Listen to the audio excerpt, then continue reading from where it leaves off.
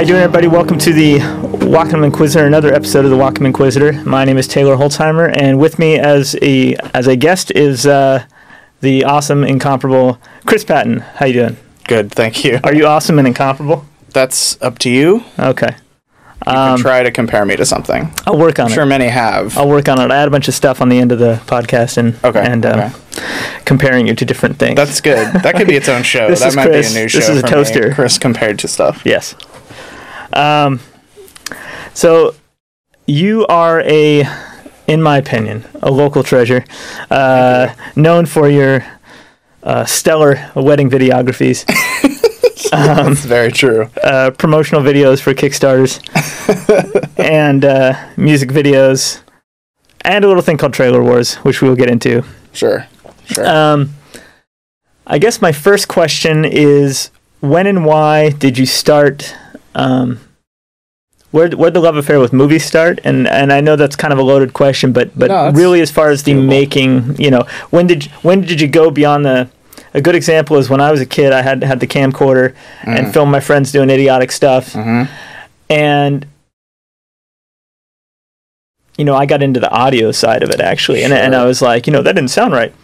And obviously you got into like, no, that part's fun, and I want to do that, and I want to do crazier stuff, and we'll have an explosion, and it'll be awesome. How did that start, when you actually started doing it? Well, I was a writer for all the first parts of my life. Mm-hmm. That was what I thought I was going to do when I was a kid. I just wrote and wrote and wrote all the time, and just all through high school I thought, I'm going to be a writer, that's what I'm going to do. And when I was a kid, I remember writing like sketch stuff in 5th grade where me and my buddies I wrote a sketch about Batman afflicted by hemorrhoids. And we perform it for my mom. I don't even remember I just remember that he had really bad hemorrhoids, and that he couldn't, Robin couldn't get him going because of his hemorrhoids. And then, in high school, I went through a phase where I was recording audio sketches and putting them up on mp3.com. So this was in that era. So I had a few that charted, and I got $10 or something, and I was like, yeah, I thought this is going great, but never really did much, run around with a camera kind of stuff, but never did any shorts or anything. When I was 20, my friend and I bought a mini DV camcorder and decided we wanted to make a feature length movie. Yeah. And of course it back never when you could get a good camera for $200. Yeah, kind of. I mean, we tried to make the movie, it never happened. Yeah. We ended up just making movies for my friend's birthday every year. Once a year we would make a movie for this specific friend, and each year they kind of got a little bit better and a little better. Nice. But I still never thought that I would make a serious anything. It's debatable whether I have yet, but and during that time I was still writing. I wrote a novel in school. I self-designed a contract to write a novel, and I thought that's what I was going to do. Yeah. But ultimately it got to where I was well, actually, maybe I'm better at this. Yeah. Maybe I'm better at video stuff. And obviously, technology has come so far that what you can accomplish it's much more achievable. Is it does it help when you watch a movie and you're like, wow, that movie sucks really bad, I can totally do that? Yeah, that's literally that is literally the motivation. I think watching as many movies as you can, even movies you don't want to watch. Yeah. I'm kind of notorious for watching movies that I don't even want to watch. I just get into a thing where I'm I'm going to watch all these Christmas movies, or I'm going to watch all these movies off of this Empire's top foreign film list. Even though I don't really sound like some of them I don't want to watch, I'm going to do it anyway. Yeah. Recently, I've been going to video stores and just renting movies I want to watch in the moment, and that's a new experience for me. I'm whoa, I actually want to watch this movie. It's great. Have you guys tried this? Worked at a video store for 3 years, and I feel I watched every single movie there, and now I kind of hate movies. So that's the problem too. That helps. Well, last year. For 2012, I kept a chart of all the movies I watched. I watched 120 or 230 movies released that year, and putting together a top 30 is okay. Once you get to around 30, I don't like them. Yeah. But it helps because you learn what not to do. And I'm definitely a connoisseur for bad, not bad, but bad. The Osploitation flicks and that kind of stuff. Razorback is the best movie ever made. And they're great, and they're fun to watch. So I mean, there's definitely an element of that, I think, in some of the stuff you do. Totally and completely. Yeah. When you started,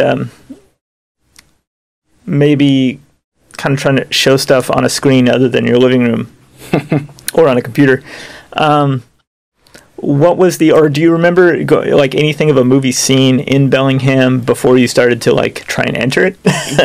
To be honest, I have no idea. I have very little idea, and I think a lot of that was because I was just hanging out by myself. Yeah. I didn't know anyone in the music scene. I didn't know, I had seen a movie made locally called Beat Angel that ultimately I came to like meet some of those people, and I was like, people make movies in this town? Like, it's doable? You can do it? Yeah. But I didn't know too much about it. When Trailer Wars started was like when I first started noticing that people were doing it, and just who cares how much money you have or whatever, they were just doing it. Mm-hmm. So I don't really know what was going on before because I was like isolated. Mm-hmm. I still sort of am, but I was really isolated then.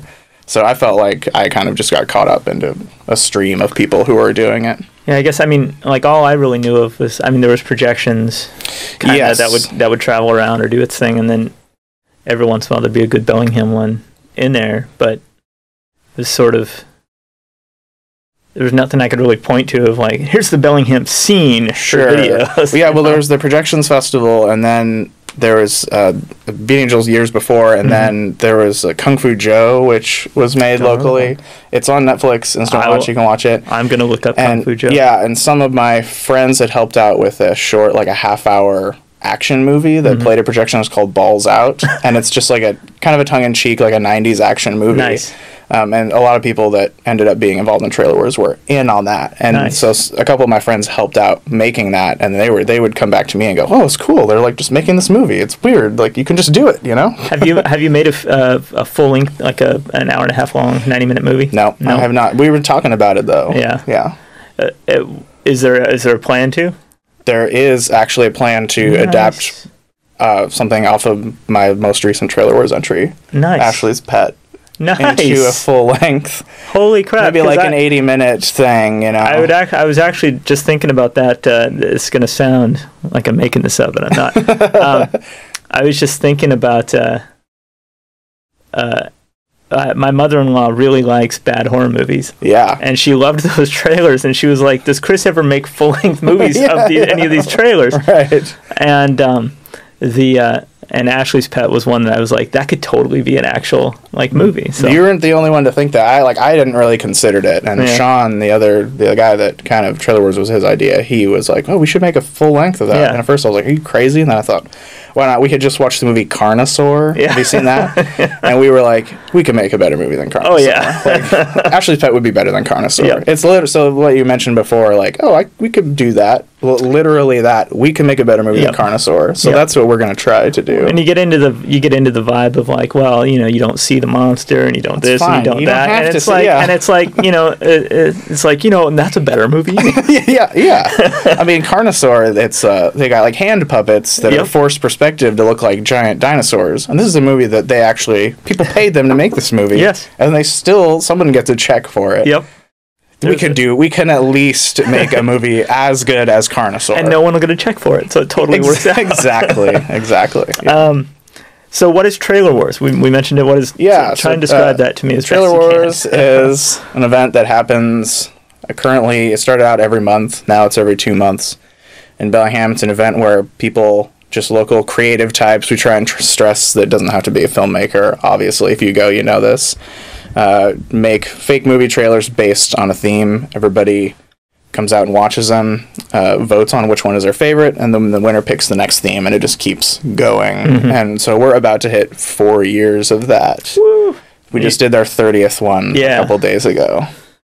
Triple X, as many thought. Trailer Wars Triple X. I know, I did. I mean, I saw the Triple X, and it didn't even occur to me the fact that I turned 30 the day before the 30th Trailer Wars. I didn't connect those. There's all sorts of stuff going on. Yeah, and we had the Trailer Wars X was PG-13 adult films, so there was kind of a connection. And then the double X was strong female leads, and so there was like kind of a chromosome. Like, well, I mean, it's not exactly right, but you know, it makes you think about it. So then we had the triple X, which was creature features. Which makes some sort of sense. Maybe, I don't know why. I thought we would get some kind of porno thing, but no. It just didn't occur. Yeah. Next time that'll be XXX1. Yeah. All porn. Yep. Do you think Trailer Wars? Well, so you've been going on for 4 years now. I mean, as far as like the type of things that there's the sort of things that appear in Trailer Wars now and then that are almost stand out in being, and this is no offense to anyone, almost stand out in being really high quality, and it seems really weird. Like it's like, okay, that's cool. Yeah. And then there's trailers I mean, there's definitely a group of very devoted regulars that just knock out trailers every time. And what's that community like, and how is that kind of how does that dynamic work? Well, when it started, Sean Meyer he'd worked on that Balls Out movie I mentioned, and he had been watching a lot of Channel 101. Do you remember that as website? Dan Harmon, who created Community, did a website called Channel 101 where people made pilots for shows, and then people watched them, voted on which ones got canceled. Okay. So it was the same kind of concept. So Sean just said, we're doing Trailer Wars, and there were 3 of us that did the first one. Yeah. And at that time, of the 3 creators, I knew one of them, Tyler Swank, very well. Sean, I sort of knew. Mm-hmm. And that was it. I didn't know anybody else. And so the next one, there was another person that I had never met, and now I know very well. And the next one, there was another group. And it just kind of like, people started coming in. Like, I didn't know any of these people, and now I know them very well. And some of them are devoted and do it every single time. Even if they don't want to, they do one. Yeah. So it was really cool to see that kind of build and build and build, and then kind of break beyond being in someone's living room into being in a theater where people that you still don't know them, but you might never meet them, come and go. So it's a little harder to like maintain the tight-knit community aspect, because there was no avoiding some of these people in the early days, and now it's like people will enter something and I want to like try and shake all their hands and like get to know everyone. But we still like, people catch in, and some people do 5 and then go, or they outgrow it, or they decide, no, I'm going to make a feature, and that's great. So yeah, but it's been really fun to kind of see people improve as they cycle through, and especially considering I didn't know any of them when we started. Do you like, so do you prefer to make trailers, or do you prefer to be in other people's trailers? Now that you've had enough experience in both. I've had, so we had our 30th one, and I've definitely done more than 30 total entries. So I've averaged like more than one, and some of them I did not want to do from the get-go. That's fine though. So I still love just kind of being a control freak and writing and shooting and editing my own thing. I do, but that being said, it is kind of refreshing to just, like, there was one for this last one called The Beast that was Sean's, and I didn't know what the hell's going on. He just kind of directed me one shot at a time, like, now stand here and do this, and he was just like trying to throw it together. He was one of those, like, I just have to do something. So, and that was just kind of liberating to be like, I have no idea what's going on, but it's kind of fun. And it turns out great. It's a great classic trailer movies trailer. Funny, yeah. So I mean, acting is really fun. It feels like I'm getting off easy. Yeah. But there's nothing like doing your own having thing. Absolute control and being God.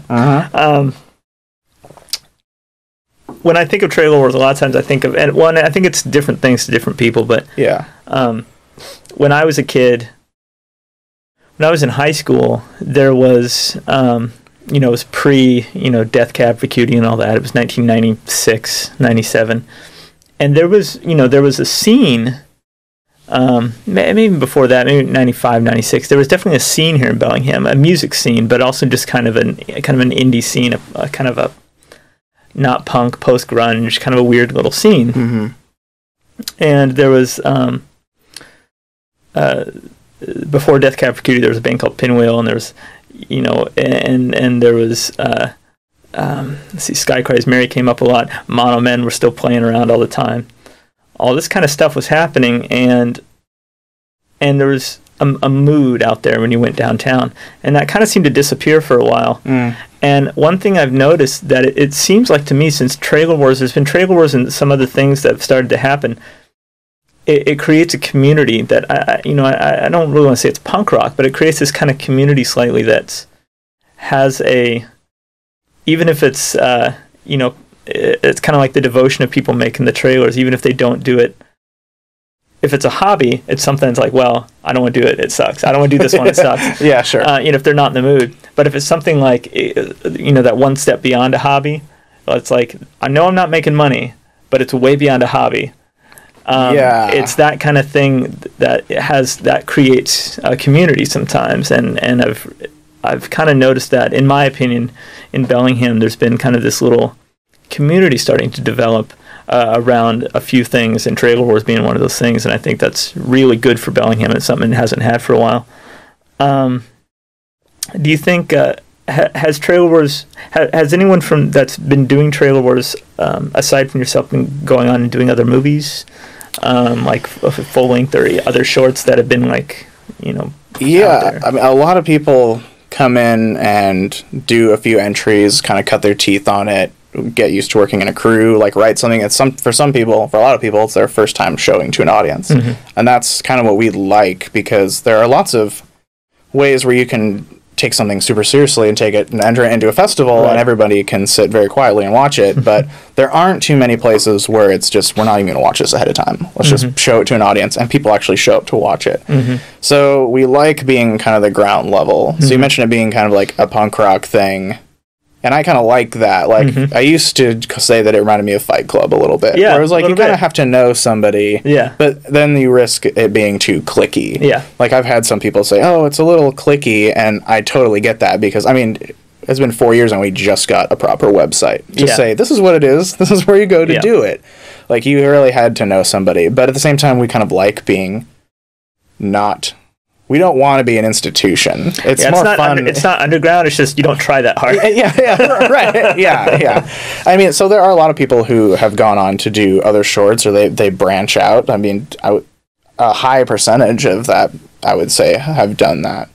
And we have people who were there at the beginning that then they turned their trailer into a short film, or they started a different festival. Like a lot of people that did the Bleeding Ham thing here on Halloween that was going around, like a lot of them were trailer warriors before, or still are, Yeah. But it's cool to like see people go start at Trailer Wars and go elsewhere. But at the same time, we get people who have done stuff in the past and now are, and then kind of like slum it, you could say, at Trailer Wars. I mean, in a perfect world, you get a ballot of content at Trailer Wars that is... Some of it's polished, people who know what they're doing, and it's just, like, effortless. And you also get people who shot something on their phone, so...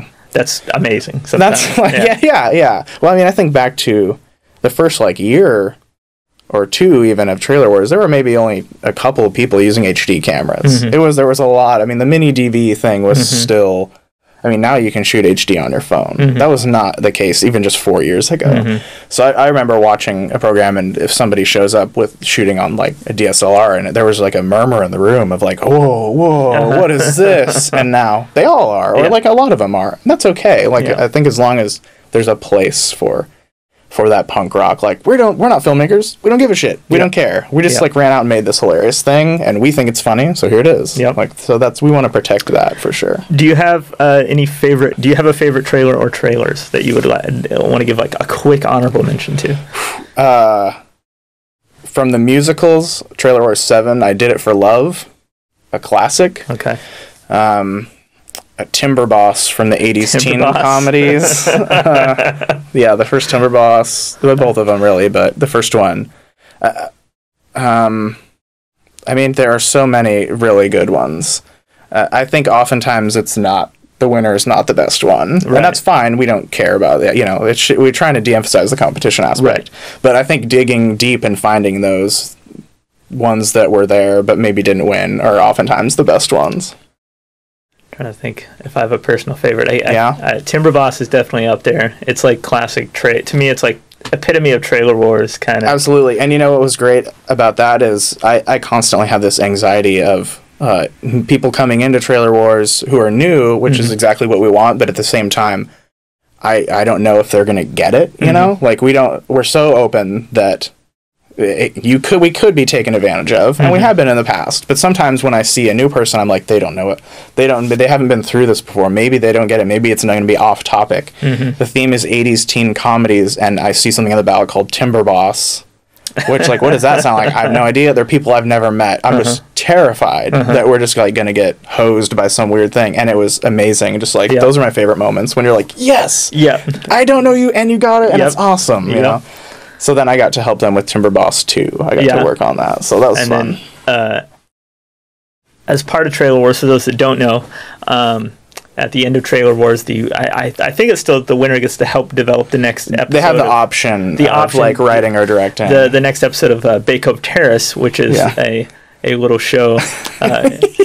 Whereas if North Bend is Twin Peaks, then Bay Cove Terrace is Bellingham is Bay Cove Terrace. I guess. I don't know. I would say Twin Peaks is as close a comparison to Bay Cove Terrace as you're going to get, I think. But not, because Bay Cove Terrace there's been alternate dimensions with Muppets and etc. So, and so many people hate Bay Cove Terrace. Just to be frank, like, there are some people who are like, I can't believe you're still doing this.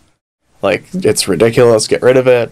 But it's like the Electoral College at this point. There's no getting rid of it. You're gonna have to deal with it in some. If it was gone, everyone would say, well, "Yeah, but where's Bay Cove Terrace?" We still need to count the votes. So you're gonna watch something. Would I rather make you watch Bay Cove Terrace than have it just an empty spot where everyone's gonna leave or not know what we're gonna get? Right. I still will take Bay Cove Terrace every time. And there are some terrible Bay Cove Terrace episodes, but there are some tremendous Bay Cove Terrace episodes. And it's almost, when I made, the second episode of Bay Cove Terrace, I wrote and directed. And at the time, it was the first time I had done something of that length and had to show it to an audience. They're full, like, almost 20 minutes. They're not, they're like some of them are long. Yeah, when we first started, there was a 10-minute limit because YouTube had a 10-minute limit. So we were like, you can't even be a second over 10 minutes or else this is never going online. And then it was like, YouTube increased to 15 minutes. And so they started getting a little longer. And so some of them, the length has creeped way up. But and it's kind of like a trailer for a lot of people where it's this is the first time I'm writing something like this, or like entering an existing world and having to write a script for it. Like, that's a good experience for some people. But some people don't want to do it. I totally get that. We totally get it. You know, we encourage people this. If you don't want to do it, just say, I don't want to do it. I get it. Someone else will do it. It's fine. There's little things you do now and then. You do on Facebook or whatever. You like to mention. You try to watch all the Oscar movies. Yeah. All the Oscar nominees. Is it all the nominees or all the... No, it's all the nominees coming up for Best Picture. The only one I haven't seen is Amour for this year. I gotcha. But I saw all the other ones. But last year, all of them. I'm pretty sure I'd done all of them. It's hard for me to remember what... I make it a point of doing them all. I can't remember what they all were last year, but I make an effort to do so. Nice. So even movies you don't want to watch, you do it. Get it done. I have to watch it. That's fair. It's my duty. It's like, especially if I'm going to make if I think I'm ever going to make a movie. I feel like it's my obligation to watch them all. Because you're going to get hired to make,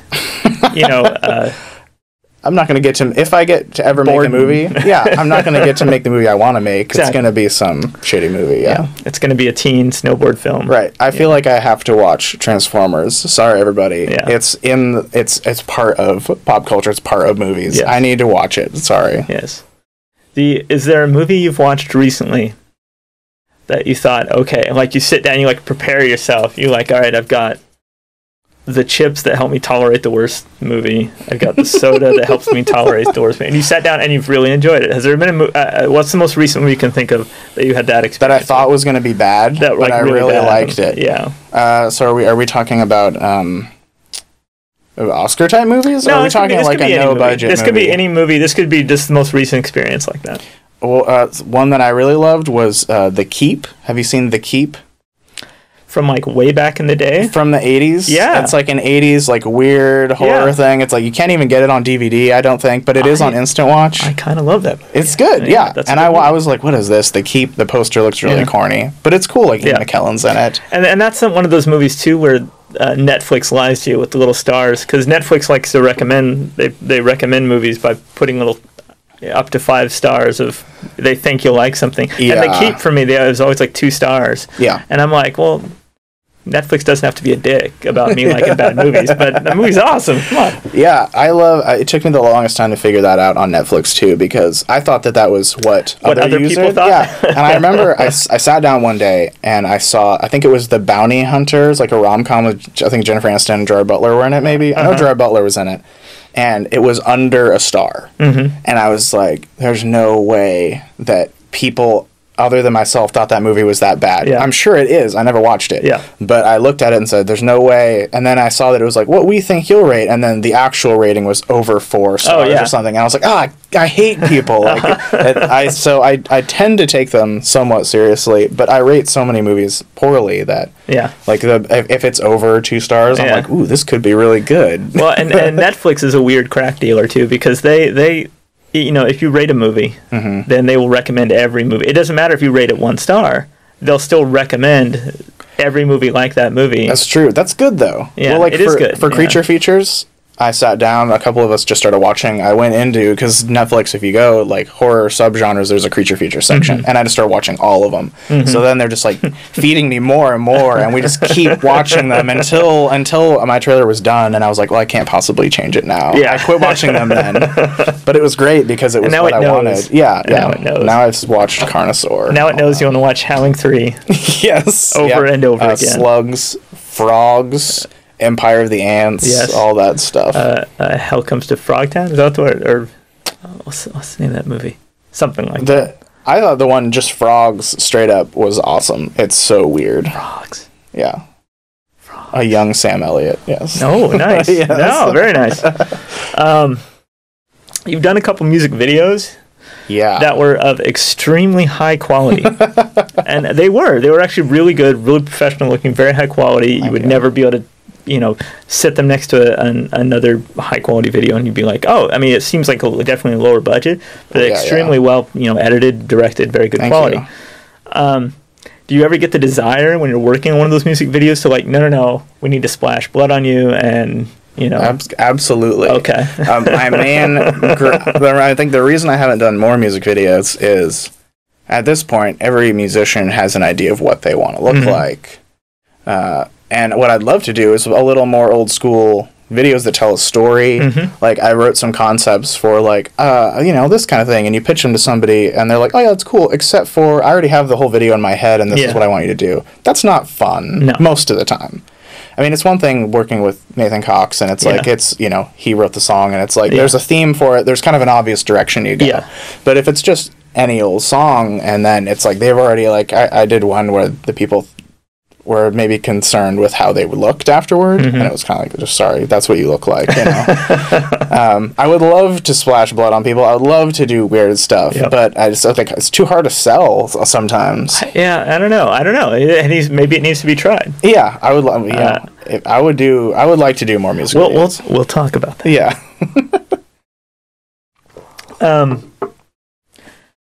We'll get into the sensitive topic of Crenny.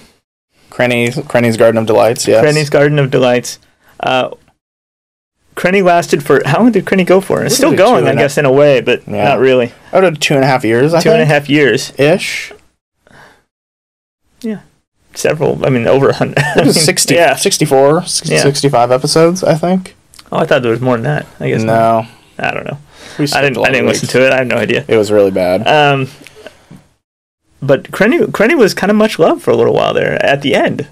Before it was kind of like, well, where were you with the other 40 episodes? And so I can understand. So Crenny's Garden of Delights. What is it? Yeah, Crenny's Garden of Delights is a podcast that consisted of myself and Kenny Davis, comedian, actor, UFC announcer, Kenny Davis, sketch performer, where we just talked about stuff. Loose format, the two of us. it started because we worked together. And Trailer Wars had kind of just recently started, and he was doing sketch and stand-up, and we started going to lunch together, and we would just sit in his car, like on our lunch break, and just laugh about stuff. And I mean, there was certainly a dynamic of me just hating everything, and Kenny being kind of like, oh, come on, you know. And eventually we started talking about, it'd be really fun. I mean, at that point, I would say nobody in this town was doing a podcast. And it just seemed like there were podcasts that existed, but it wasn't like it is now. And so we said, look, would it be funny if we recorded a podcast every day in your car, just on our lunch break? We didn't do that. We like thought about it for a while. Ended up like just recording it in my house once a week. But it was fun. It was a good time. Very regularly. Yeah. And there was severe punishment when it wasn't done on time. Yeah. I mean, when people were forced to atone. Yeah. Like Kenny missed a week because he went on vacation, and he had to, listeners had options of how to punish him. I did the same. I had to sing once. Yeah. I sang a Broadway show tune to atone. It got a little looser down the stretch when Kenny moved to Seattle. Yeah, that's true. which would then go into the next thing of, how did it end? Yeah, well, which you don't have to get into, but yeah. I would say it took like 10 episodes for us to really figure out what we were doing. Yeah. I mean, doing a podcast is harder than most people think it is. Yeah. They're like, oh, you just record it and put it online, Yeah, but, no. Especially if we're trying to be funny, even just, like, generating topics. And, I mean, Kenny has a very, like, sitcom sensibility. So he likes talk shows. He likes recurring segments. If something works, he wants to do it again, understandably, whereas I'm more like, I don't want anyone to ever know what they're getting into. If we do something that works, we're never doing it again. And we did do some recurring segments, but there were other times where I was just, like, petulant about, no, we're never doing that again. So it gets hard to generate content, especially after Kenny moved to Seattle. I know he didn't want to be the reason the show ended because he moved, so he made a really strong effort to keep coming up. But just the simple fact that we were in different cities, it was like suddenly Sunday afternoon, and we're like, oh, we're recording a show in 2 hours, and we have no ideas on what we're doing. So eventually, and I kept trying to tell him, like, if you want to end the show, you just tell me, like, I totally get it. And he kept saying, no. And then finally, it just felt like we had done an episode that was all based on a dare that was all about the Disney show The Wizards of Waverly Place, which I'll stand by that concept. I'm just like, I love torturing an audience. Yes. Which is maybe not the right mindset to have. Kenny wants to please the audience. He wants to be polite to the audience. I want to challenge them. Kenny, you are innocent like a dove in the wintertime. Yeah, I would much rather... And Chris is John Woo. And those things... Yeah, well, that's what made the show... Yeah. If it was good, I think that's what made the show good. Yeah, it was good. But I love weird stuff like that. But in the end, I think it was a good time. I sent him finally, like, kind of another email and just said, hey, love doing the show, but seriously, like, I don't know if this is worth you coming up every week and just doing it. Now, there are some serious gems from Crenny. Yeah, absolutely. Everyone should listen to. Is there any way that people can get a hold of old Crenny episodes? They're all still online. You can go to Crenny.com. All 65 episodes are there. You can stream them off the website, or you can there are links there, subscribe on iTunes. Get them. They're all available on iTunes. And I was actually recently talked to Kenny about doing like a 10 to 20 minute documentary just about Crenny, and I thought as a way to like maybe just even like a mega mix of here are some of the funniest things we did, because some people still don't even know what a podcast is. They're like, what is it? It's like it's like a radio show. Yeah, it's like it's not on the radio, and people availability and people's schedules. Like I used to love to hear what people did while they listened to Crenny. Like, I was fishing, or I'd listen when I walked to work. Yeah. But if you don't have time in your day where it's convenient, you're just not going to listen, Yeah. So some people just didn't get it, and there are so much stuff buried in those episodes. Even if it's an hour episode and there's 5 minutes that I think are hilarious. Yeah. They're buried in there. They're like these nuggets. It's kind of what makes it great, though, in a lot of ways. To me. Sure. Yeah. Like having to listen through a diatribe regarding wings, and then get to the argument regarding wings is that's where the gold is. So, Kenny's going to be on the show eventually, and I will feel really bad because now I just feel like, who cares? That guy makes me irate. I love him. He makes me irate all at once. I would be really curious to hear what he would say. The thing is, though, are you ever really getting the real Kenny, or is he playing a character? No, absolutely. That he is that guy. Do you think he's that authentic? No, but I think he's become that guy. Okay. Well, I would want to know. He's become Batman. I would want to know. He's become Robin. Okay. I would want to know what he would say about doing the show, because, like, if he would speak frankly, or if he would be, like, nervous about offending me, because I very much, like, I couldn't have done the show by myself, obviously, but I edited all the episodes. I managed most of it, and I would say no to him all the time. Fair. Like, I'm not trying to say I did all the work. What I am saying is that I definitely oppressed him plenty of times. So would he be like, yeah, it was fun, but Chris didn't really let me do what I wanted to do, or he cut out that thing I said? There are lots of episodes where I cut out like 10 minutes of Kenny talking. Have you ever had a proper duel? A duel? Yeah. At Kenny's bachelor party, I roasted him. Oh. Which was great, and he, of course, gets a chance to retort at the end. Okay. But it was still kind of one-sided. I still hit him pretty hard.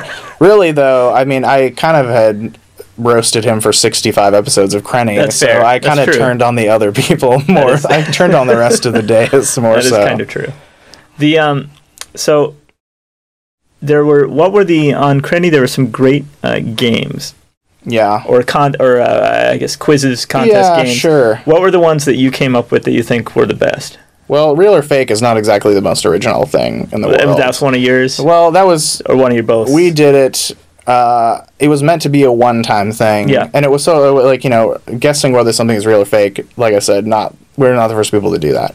But I did it just because Kenny knows nothing about music. So I was like, I'm going to list bands that played a Bumper Shooter Sasquatch and see if he can pick the real bands from these fake bands. And I thought it went really well, and it just was great to watch him squirm, know? And then the next episode, I didn't know, but he had developed the same concept based on professional wrestlers. And so he hit me, and it was the complete opposite. Like, I was the one squirming, and it was so fun that we kind of kept doing it. So that was one of my favorite. Do you want to do a little real or fake? You got some? I got some right now. Off the top of my head, right now. Topic. From my childhood. Bands that used to play at the VU back in the day. I won't know any of this. You won't know any of these, but you can determine whether or not. And some people will know these bands, which is the really scary part. Okay, real or fake?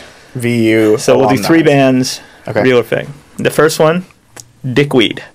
Real. It is real. It is real. It sounds like a 90s It was a 90s band name. I had to think for a second. The second band. Okay. Prolapse. Ooh. I wish it were real, but I'm going to go fake. Real. Oh, I'm just back in that moment where Kenny just hits me with the real wrestlers. And the third band, Mole. Real. Fake. Oh, okay, so I lose. Cold. See, it's easy to get in your head. That's the problem. That's the worst part. That's the problem. And then I remember all those times looking over at Kenny and just going, are they all real? Like, thinking, like, this is the worst. And there were a couple times where I had hit him and he would get them all right. Nice. And that made me feel horrible. We recorded that podcast, every single episode, except for the one we recorded in your home. On one microphone. So we were side by side, shoulder to shoulder. He'd look at me and I'd be like, don't look at me. Look at the mic. Don't look at me. We both have to look into this, like, directional mic. Dennis Hopper and Blue Velvet going on. And so it was weird. Gotcha. So now we're getting into the big questions. We got a couple more, and these are the definitely the loaded ones. Yeah. In the last decade, what in Bellingham has changed for the worse? Oh my God. Well,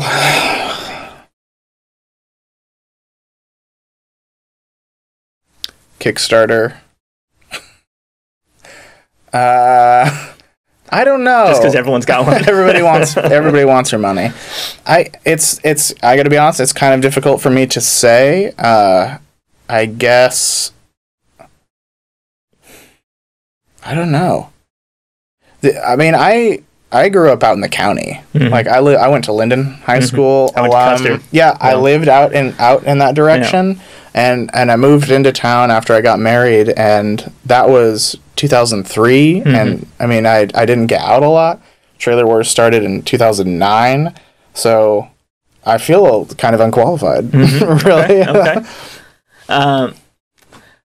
Well, then, what about since 2003? Well, that's 10 years. Yeah, but I wasn't part of I wasn't part of the arts community. Gotcha. I didn't go out. I didn't do anything. Like it took and Trailer Wars starting and kind of being forced into that world for me to go, oh my God, all this stuff is happening. Like so all this stuff. But your schedule is no longer as open as it once was. That's very true. Your anonymity is now. I'm still pretty anonymous. I feel like I get recognized every once in a while just as being like the Trailer Wars guy, but that doesn't mean anything. That's like. Is there anything noticeable that's in the last, again, I'll say in the last decade, but anything that you noticed is better in the last few years? Well, I think people's ability to produce visual, like just filmmaking is so much easier and there's more of it. I've heard arguments, people attempt to make an argument against that, like that it's a bad thing. But I think the good stuff will always rise. Yeah. Like, everyone can make a movie now. Well, now there's an argument that's out there that has been out there for a long time from the real art community. Yes. That is that if everyone can make art, then you're just going to have a bunch of shitty art. Yeah. And do I believe them? Absolutely.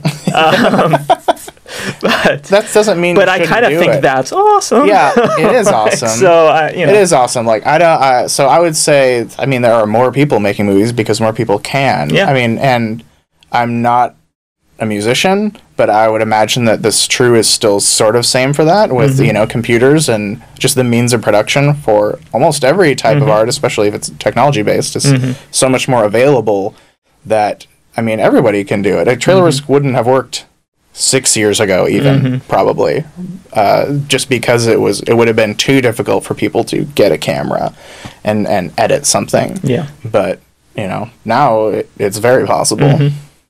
It's possible to make a podcast, to decide just to do a podcast and have it online. I mean, it's still a lot of work, but I couldn't have done a podcast 10 years ago. Yeah, like I couldn't have done that 10 years ago. Yeah. I mean, you're hearing more voices of more people. And then the last question I want to ask you is, what are you doing now? What projects are you currently working on that you're allowed to disclose? And what would you? Is there anything that is there anything that you are going to be working on? And then at the end of that, what is your dream project? Oh God, I'm doing I don't even know the right term for it. A web series game every week with Kenny Davis from the podcast and Dan Erickson, who's one of Kenny's sketchmates and buddies, and in turn one of my buddies, but I think he's kind of a douche.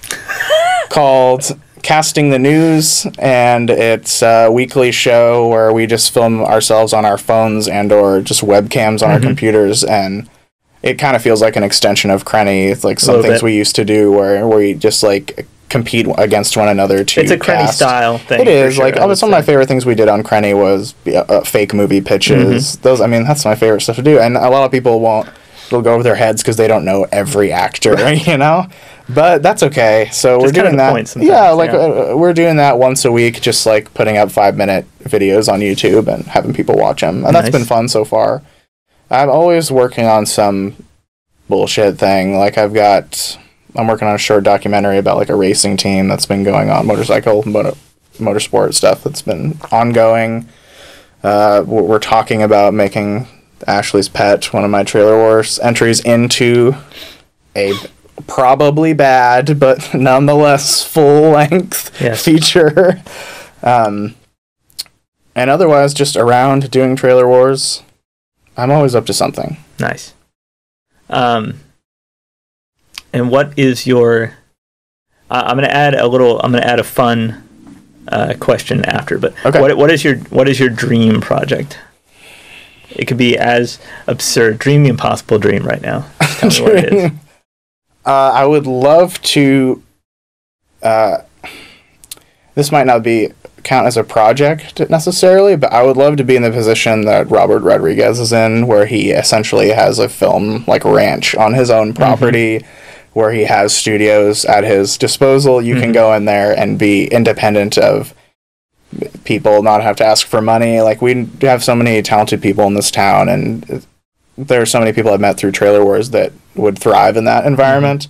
Having a film compound where we would just like, oh, shoot a movie once a month, crank it out, do the next one, do the next center / soundstage. Film commune kind of thing. Nice. That would be really cool, and it might be insane, but we're trying to maybe not have a compound, but do something like that where we try and regularly crank out some type of feature, even if it's not any good. Who could just see, is it better than Carnosaur? We'll see. It probably will be. And who cares? Exactly. Carnosaur is one of the most rented movies out there. It still is. And everyone knows. See, the fact that you can mention Carnosaur and everybody knows what it is should tell you everything you need to know about Carnosaur. Right. You know, and I don't know.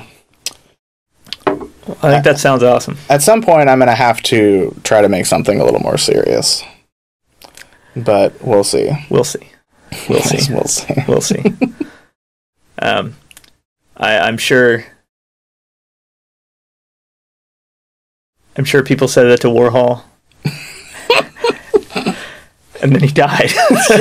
So maybe that's where this is headed. So who knows? I don't know. Okay. Actually, I hope that when I'm dead, somebody does something weird with my body, use it for Trailer Wars, throw it off of a roof or something. Like, get for just a really good. If you only ever get one like authentic dead body splatter in Trailer Wars, there's going to be a reel at your funeral. I hope there is, and that's going to be like just really all the uncomfortable times, for like half the people there. But, fake vomit, anything, and then you'll sit up because it's all going to be elaborate. It'll be my Kaufman hoax. All right, so here's a fun question. Yeah, name 5 of your favorite directors. Kubrick, for sure. Okay, just because of the way he moved between like themes, comedy, horror, amazing. I still love Ridley Scott against my better judgment. I mean, he's made some clunkers for sure, but so prolific, and I really respect that. Yeah. That he can still make movies and do a show that's, mad, but, Danny Boyle. Okay. Love Danny Boyle, just his whole attitude. I still like Peter Jackson quite a bit, just because of I still think his move from schlocky horror to kind of big budget Oscar epic horror. Yeah. Oscar epic schlocky horror. Yeah. You watch a movie like Meet the Feebles, and it's like a Trailer Wars. It reminds me of a Trailer Wars entry. That's true. At feature length. I always got to remind people though that there's the Peter Jackson that they know, and then you think about like the scene from King Kong where the bugs are eating everyone, like the giant insects are eating everyone, and you got to remind people like, no, that's the real Peter Jackson. Like, that's in his wheelhouse. Yeah. I mean, the scene in Meet the Feebles where they're on the golf course and I don't even remember what, they're giant animals in costumes, and in order to try and make somebody miss a putt, one of them throws up on the other one's feet. That's it. That's as good as it gets. Yep. So I mean, those big ones for me. But right there. It definitely made the transition to